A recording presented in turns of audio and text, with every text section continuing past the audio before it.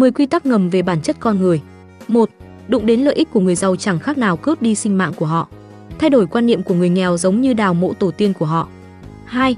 Khi một tia sáng chiếu vào căn phòng, sự dơ bẩn trong phòng sẽ hiện rõ, và lúc đó, tia sáng ấy lại mang tội. 3. Dù bầy sói có cắn xé lẫn nhau thế nào, thái độ của chúng đối với con cừu đều giống nhau. 4. Quy tắc trong giang hồ, người đi thì trả nguội. Khi một người rời khỏi cương vị, sự quan tâm và tôn trọng dành cho họ cũng giảm đi. 5. Không ai có thể cưỡng lại sự cám dỗ của lợi ích. Nếu có, đó là do lợi ích chưa đủ lớn. 6. Những người càng gần gũi với bạn lại càng không chịu nổi việc bạn đột nhiên tốt lên. 7. Những người không cần phải mời rượu chủ bữa tiệc, thường là người thân cận với anh ta. 8.